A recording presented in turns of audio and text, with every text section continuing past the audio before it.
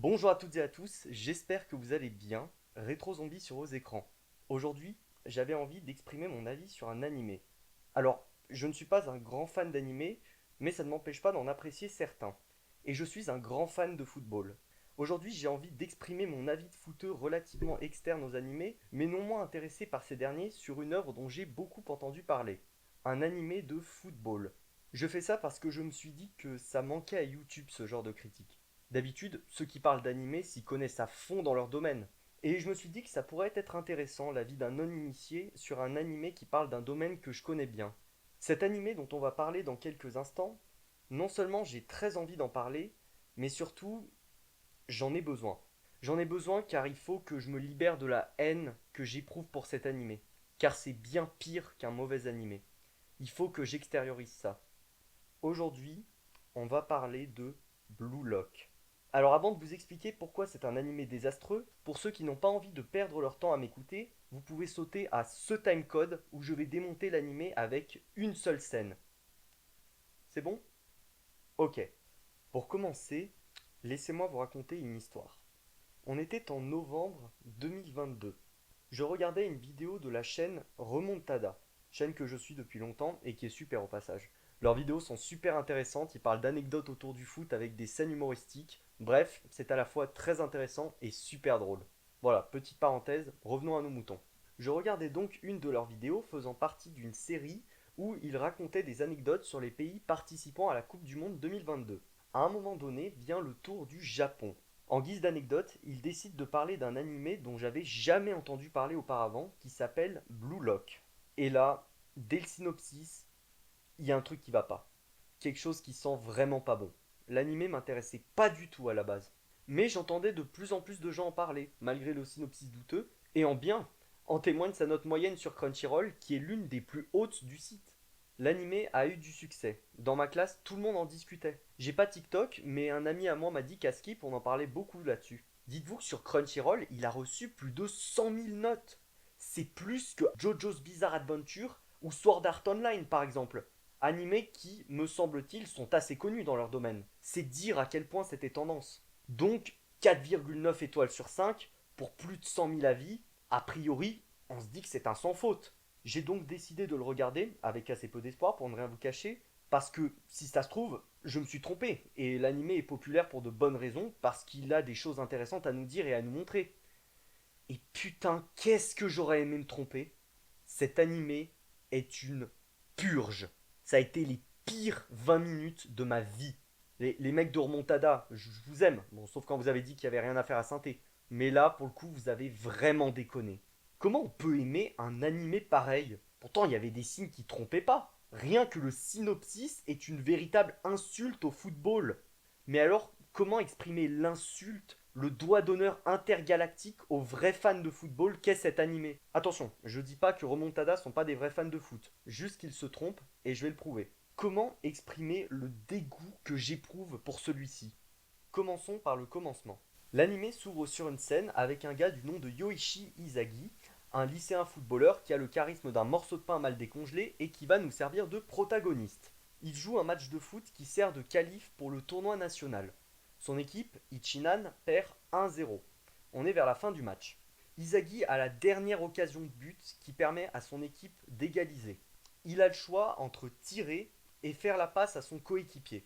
Il décide de faire la passe en se disant que le football, c'est un sport qui se joue à 11. Malheureusement, son coéquipier rate et l'équipe adverse récupère le ballon et part en contre-attaque. Un joueur appelé Kira joue solo et marque. Victoire 2-0 pour eux. Tout le propos de l'animé est condensé dans cette scène qui dit qu'en gros, si Izagi avait tiré au lieu de faire la passe, il aurait marqué. Mais gardons cette scène de côté parce qu'elle va nous servir pour plus tard. On voit que tout le monde est fan de Kira. Il répond à l'interview dans laquelle on apprend qu'il est sélectionné avec les U18 nationaux et où il dit que c'est grâce à ses coéquipiers qu'il marque autant. Toute l'équipe de Izagi chiale, ils pensent qu'ils sont qu'une bande de losers parce qu'ils n'ont pas réussi à se qualifier. Ensuite, on voit Izagi rentrer chez lui, il est dégoûté d'avoir perdu et de pas être comme son idole Noël Noah. Il dit que c'est pour devenir comme lui qu'il joue au foot. Après ça, Izagi refait la fin du match dans sa tête et se demande ce qu'il se serait passé s'il avait tiré au lieu de faire la passe. Il a un conflit interne en se disant qu'il aurait pas dû faire la passe, mais qu'en même temps, le football, c'est un sport qui se joue à 11. Il gueule tout seul dehors en faisant peur à des gamins et il dit qu'il en a marre d'être un loser. Puis il rentre chez lui et il reçoit une lettre de la fédération japonaise qui lui dit que le scénario doit avancer. Pardon, qu'il a été sélectionné pour un programme d'entraînement. Arrêtons-nous 2 secondes là-dessus. Vous vous rendez compte que même l'élément déclencheur, le truc qui est censé te donner envie de regarder la suite, le truc que tu dois pas rater, eh ben il est super mal amené. Il ne sert que de prétexte à faire avancer le scénario. Aucune subtilité. Ça annonce la couleur. Reprenons. Du coup, il arrive au siège de la Fédé où il rencontre Kira, qu'il a éliminé des qualifs pour le tournoi national. Kira le complimente sur sa qualité de passe et lui dit qu'il aimerait bien jouer dans la même équipe que lui pour qu'il lui fasse ses passes. Ensuite, ils entrent dans une salle où il y a plein de gens de leur âge. Ce sont tous des attaquants prometteurs, au nombre de 300, qui ont été recrutés par un certain Jinpachi Ego. Ça s'invente pas. Et c'est quoi cette tête? C'est un parfait inconnu qui a été recruté pour que le Japon gagne la Coupe du Monde. Il leur annonce qu'ils font partie des 300 attaquants sélectionnés pour leur performance. Pour que le Japon gagne la Coupe du Monde, il souhaite créer de toutes pièces un buteur au jeu révolutionnaire, chose qu'il manque au Japon selon lui. Il a donc fait construire un bâtiment appelé Blue Lock. Oui, bravo, c'est bien, tu remportes cette médaille. Oh merde! Donc il s'agit d'un complexe sportif duquel les participants ne pourront pas sortir et dans lequel ils vont suivre un programme d'entraînement intensif duquel il n'en restera qu'un. Selon Jin, le meilleur des 300 sera le meilleur attaquant au monde et sera la star du Japon, comme s'il y avait qu'un seul attaquant en sélection. Personne n'est convaincu. Kira s'oppose à ce programme qu'il juge stupide en disant qu'il souhaite jouer le tournoi national avec son équipe. Ce à quoi Jin répond en les traitant de décérébrés de vouloir jouer un tournoi d'un pays nul au foot. Il essaye de les convaincre en leur disant que le Japon est bon en jeu d'équipe mais nul pour le reste. Il leur dit que le football n'est pas ce qu'on pense être et que l'union des forces, les liens entre les joueurs, les sacrifices pour l'équipe, bref, l'esprit d'équipe, c'est des conneries. Le vrai football pour lui, c'est juste marquer plus de buts que son adversaire et on regarde que le score à la fin. Kira s'énerve et lui dit qu'il admire la sélection japonaise pour leur combativité et que c'est pour être comme eux qu'il est là. Jin rétorque qu'ils sont des minables car ils n'ont jamais gagné la Coupe du Monde. Ils se mettent à faire du name dropping en citant Noël Noah, idole d'Izagi et vainqueur du Ballon d'Or, Eric Cantona et Pelé. Avec ces citations de grands attaquants, Jin cherche à leur montrer qu'on s'en fout de l'esprit d'équipe et que seuls comptent les buts. Jin leur explique que ces attaquants avaient un égoïsme rarissime et que pour être le meilleur buteur au monde, il faut être le premier des égocentriques. Il leur demande ensuite d'imaginer qu'ils sont en finale de Coupe du Monde dans les arrêts de jeu. Le score est de 0-0. Ils ont une dernière occasion de marquer après avoir dribblé toute la défense. Un coéquipier leur demande le ballon et au lieu de faire la passe, ils tirent sans hésitation. Jin les invite ensuite à rejoindre le programme. Izagi s'imagine dans cette situation, il est convaincu par ce scénario, puis il est rejoint par tout le monde. Ils sont donc emmenés dans le Blue Lock. On voit ensuite Isa avec une tenue spéciale portant le numéro 299. Il arrive dans une pièce dans laquelle il rencontre des gens chelous, dont un type endormi, et Kira. Il fait ensuite la rencontre de Gurimu, un moine qui a le choix entre le foot et la chasteté. On voit ensuite Jin apparaître sur un écran leur expliquer que le numéro sur leur tenue correspond à leur classement et qu'il change régulièrement. Izagi est donc 299e. Il doit faire partie des 5 meilleurs pour être sélectionné en U20 et pour ça, il faut faire preuve d'égoïsme, selon Jin. Jin leur annonce aussi que s'ils sont éliminés, ils ne seront plus jamais sélectionnés en équipe nationale. Il lance un test sous la forme d'un jeu du loup spécial. Le dernier touché par un ballon après 136 secondes est éliminé. Les mains sont interdites. Gurimu veut attaquer Isa, puis il veut s'attaquer au gars endormi. Le gars lui casse la gueule, un autre lui fait la morale. Ce même gars se fait toucher par Gurimu. Le mec veut le toucher, Guri se sert de Isa comme bouclier humain. Isa se fait à nouveau toucher, il doit toucher quelqu'un. Il choisit Gurimu. Un des gars se fait emmerder et balance le type chiant sur Gurimu, qui demande une pause et supplie Isa de ne pas le toucher. Izagi veut le toucher car il veut réaliser son rêve et que ça signifie mettre fin à celui d'un autre. Finalement, il change d'avis et décide de toucher un mec appelé Megaru qui est plus fort. Mais il lui prend le ballon des pieds et veut toucher Kira. Il rate et finalement le ballon arrive dans les pieds de Izagi qui touche Kira. Buzzer, Kira est éliminé. L'anime se conclut sur la voix de Jin qui cite une personne qui dit qu'on peut former des gardiens, défenseurs et milieux de classe mondiale, mais que les buteurs représentent une espèce à part, car ils apparaissent aux endroits où le football atteint son paroxysme, sous-entendant que les buteurs sont supérieurs aux autres. Voilà pour le résumé de l'épisode 1. Et non, c'est pas une blague, c'est bien un tel scénario qui a eu autant de succès. Est-ce que vous voyez le problème? Est-ce que j'ai vraiment besoin d'expliquer ce qui va pas? C'est un très très mauvais animé. Le message sur le foot est catastrophique. Les valeurs promues vont à l'encontre même du football. Je crois que j'ai jamais vu de ma vie une œuvre avec un message aussi cynique envers le football. J'ai été choqué en tant que footeux par le message immonde véhiculé par l'animé. Comment un animé peut prôner des valeurs aussi désastreuses? Quand j'ai vu le résumé, je me suis dit, mais non, c'est pas possible, c'est trop gros. Les gens vont pas marcher là-dedans. Il va pas y avoir autant de gens qui vont mordre à l'hameçon. Et pourtant, ça a été le cas. C'est bien cet animé qui a eu 4,9 étoiles sur 5. J'arrive pas à croire que l'animé, avec des valeurs pareilles, ait eu un tel succès.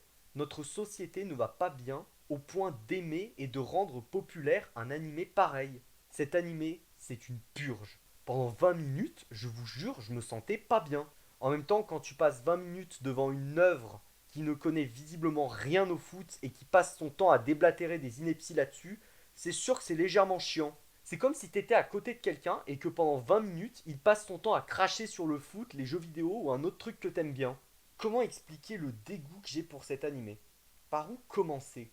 Déjà, le plus gros problème, le plus évident, c'est bien sûr l'apologie de l'égoïsme.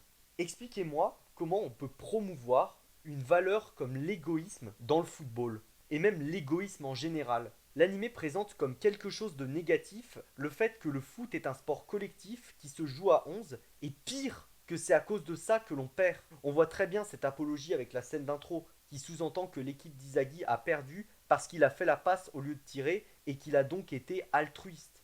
Un autre exemple, c'est quand l'anime parle de la sélection japonaise en disant qu'elle est la meilleure dans le jeu collectif, mais nulle pour le reste. Et qu'il fait une corrélation entre le faible niveau de la sélection japonaise et le fait qu'elle soit numéro 1 du jeu d'équipe à cause de l'altruisme de la société japonaise. Jin qualifie l'union des forces, les liens entre joueurs, les sacrifices pour l'équipe de conneries qui font que le Japon est un pays de losers, et ce, sans argument. Il dit carrément, si vous voulez faire copain-copain, lock off, donc dégagez. Donc pour l'animé, si on est altruiste, on est un loser. Depuis quand une défaite c'est causée par trop de collectifs, trop d'altruisme? Pour l'animé, si on veut gagner des matchs et donc des titres, il faut marquer des buts. C'est d'ailleurs ça le foot pour cet animé. Et pour marquer des buts, il faut être égoïste. Donc pour gagner, il faut être égoïste. Aussi, l'animé affirme que pour être un grand buteur, il faut être un immense égoïste. Jin a été engagé pour que le Japon gagne la Coupe du Monde. Or, pour être le meilleur du monde selon lui, il faut être le premier des égocentriques. L'anime cite à un moment donné des joueurs connus pour se donner un genre réaliste, comme si faire du name dropping donnait du crédit à ses propos. Ici, c'est plutôt des arguments d'autorité de bas étage. Il cite par exemple Eric Cantona. Je me fiche de mon équipe. Tout ce que je veux, c'est épater la galerie. Je tiens juste à rappeler qu'Eric Cantona est réputé pour être un provocateur de première. Je lisais un truc de Mickey Rourke, puisque c'est un gars que j'adore, qui disait que celui qui s'occupait des Oscars à Hollywood là, était un sac à merde. Je pense qu'Henri Michel n'en est pas loin. Le pape il se promène en Rolex, en machin, avec tous les machins alors. Au pape je lui pisse au cul, comme je pisse au cul à certains journalistes. Je leur pisse au cul. Donc ces propos ne sont pas à prendre au sérieux. Mais bon, vu le level d'usurpation d'identité du football qu'est cet animé, on n'est plus à ça près. Il cite aussi d'autres joueurs comme Pelé en affirmant que si ce sont de grands joueurs, c'est parce qu'ils ont un égoïsme rarissime. Mais il me semble que les grands joueurs cités avaient besoin de leurs coéquipiers pour exister, y compris Cantona. C'est absolument affreux de dire que l'altruisme fait perdre et qu'il faut être égoïste pour être un grand attaquant et gagner des titres. J'ai pas besoin de me justifier. Si? Eh ben si, apparemment. On doit se justifier, vu la popularité de l'animé. Franchement, ça me fout en rogne qu'un animé soit aussi populaire. Parce que c'est pas le fait que l'animé existe le problème, c'est le fait qu'il soit populaire. Ça veut dire que les gens approuvent ces messages dégueulasses et qu'ils trouvent ça normal que ces valeurs soient dans le football.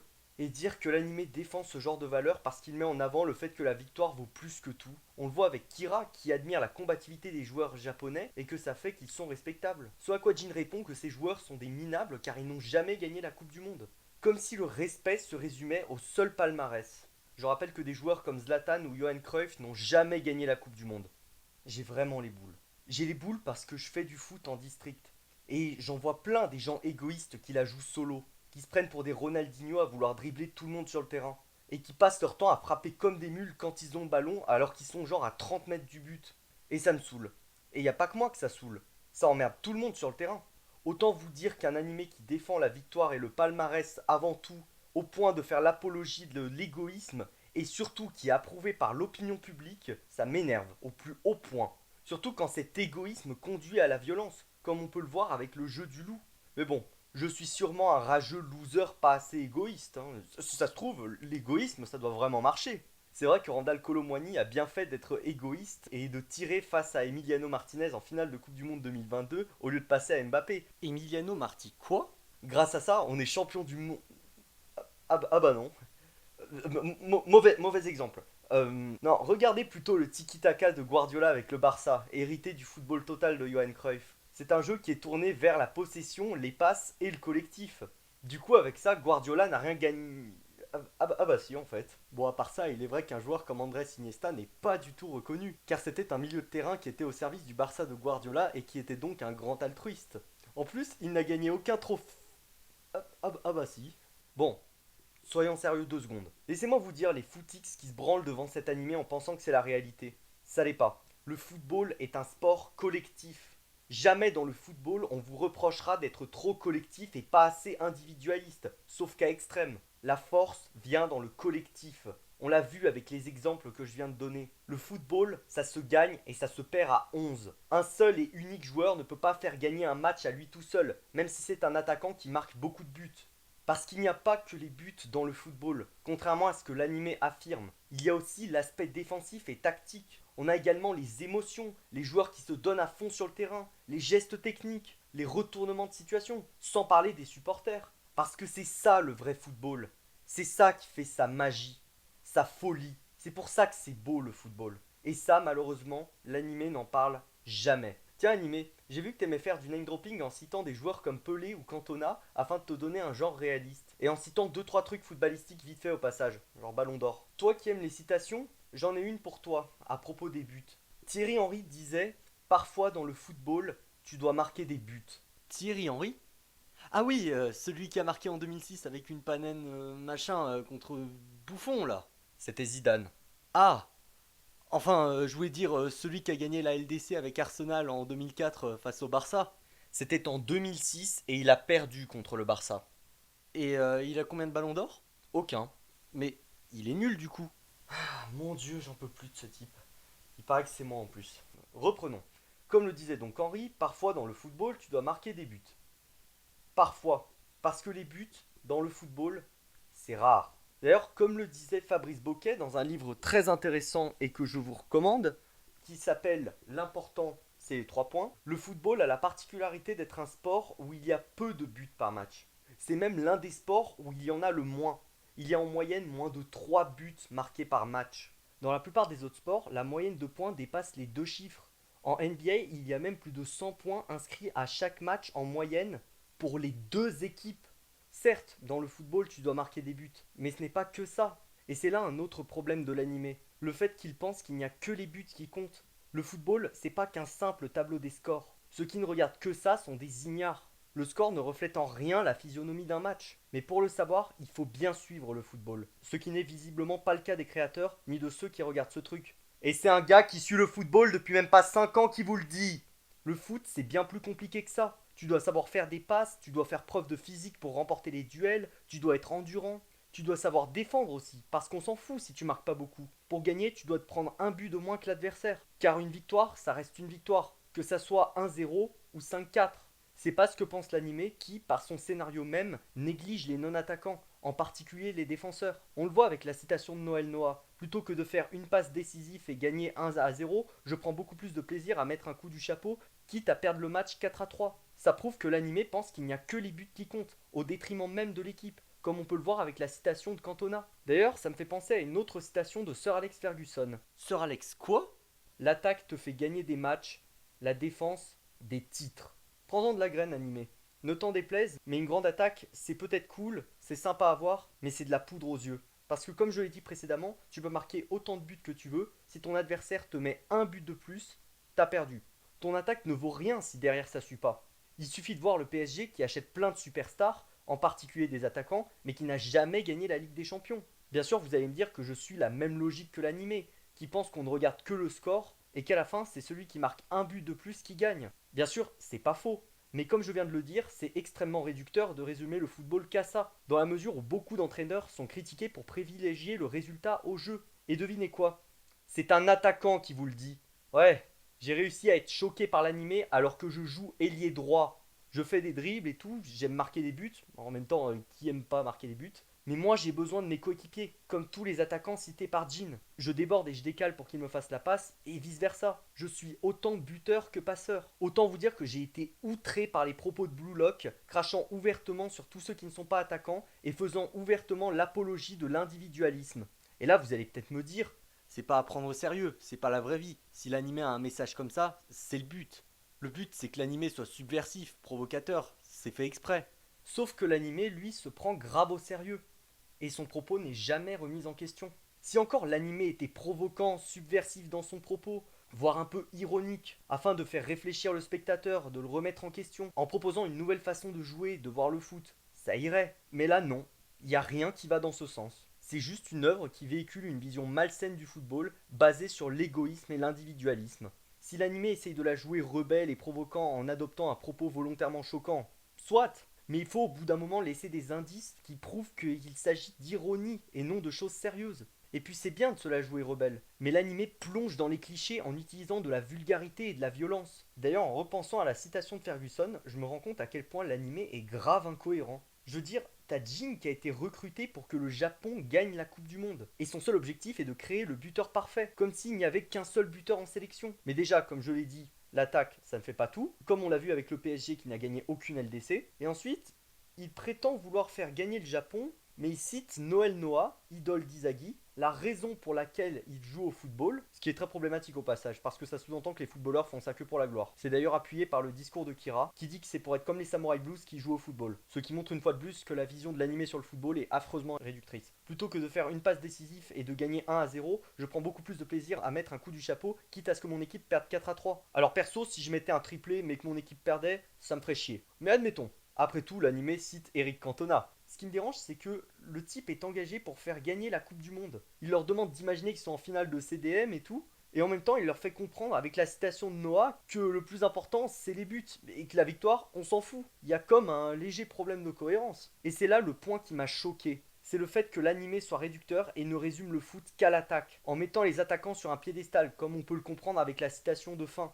Ce qui fait la beauté du foot, c'est le dépassement de fonction. Un attaquant qui fait un repli défensif, un arrêt sur la ligne spectaculaire, un défenseur qui te met un but de folie, genre le but de Pavard en 2018 face à l'Argentine en Coupe du Monde, ou son but en 2023 face à l'Irlande. Non, un attaquant n'est pas fait pour marquer que des buts, contrairement à ce que dit l'animé. Et un buteur n'est pas forcément un attaquant. Mais dites-vous que ce lien entre la citation de Noël Noah et ce pourquoi Jin a été appelé n'est pas le plus gros problème de crédibilité de l'animé. Revenons donc à notre scène d'intro. Hey, salut ceux qui viennent du début de la vidéo et qui l'ont sauté car ils avaient la flemme. Un plaisir de vous revoir. Donc, Izagi a fait la passe à son coéquipier au lieu de tirer. Et ils auraient perdu à cause de ça selon l'animé. Mais j'ai une question. Il se serait passé quoi si Izagi avait tiré à la place?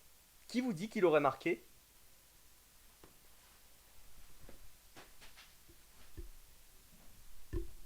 Voilà. C'est la preuve ultime que l'animé ne sait pas être cohérent dans son propos, et que la base sur laquelle l'animé le développe et le défend est ultra bancale. Ça fait que son propos n'est même pas crédible en soi, au-delà du message et de la comparaison avec notre monde. Je crois que ce sera une des rares fois où on peut démonter tout un animé avec une seule scène. En conclusion, l'animé a une vision ultra réductrice sur le football et véhicule des messages choquants qui vont à l'encontre même du football. Évidemment que c'est cool de marquer des buts. Évidemment qu'on admire le plus les grands attaquants car c'est eux qui marquent le plus de buts. Sauf qu'il ne faut pas oublier que s'il n'y a pas de second, il n'y a pas de premier. Derrière les plus grands attaquants, il y a des attaquants moins bons, certes, mais non moins intéressants, voire fascinants. Et le foot, c'est pas qu'une histoire d'attaquants, c'est plein d'autres trucs. Je prends aussi du plaisir à voir un arrêt fou de Mike Maignan dans les arrêts de jeu pour préserver le 1-0 offert par Pavard, défenseur, face à l'Irlande en 2023. Bien sûr, je vais pas nier que le football consiste à marquer plus de buts que son adversaire et que le résultat est primordial. Une victoire reste une victoire, que ça soit 1-0 ou 5-4. À la fin, si tu marques un but de plus que ton adversaire, tu gagnes, quel que soit le scénario. Mais je préfère en tant que fan de foot un match plaisant. Et tant pis si mon équipe ne gagne pas. Le foot, c'est pas un bête tableau d'affichage. Sinon, à quoi bon regarder les matchs quand on peut juste lire un journal ou regarder les réseaux sociaux? Mais ça, visiblement, l'animé ne l'a pas compris par sa vision ultra réductrice, ne se limitant qu'au score et à la victoire. Et pire que tout, promeut des valeurs honteuses, tout ça pour la victoire et les trophées. Mais ça vaut quoi tout ça avec des valeurs pareilles? À méditer.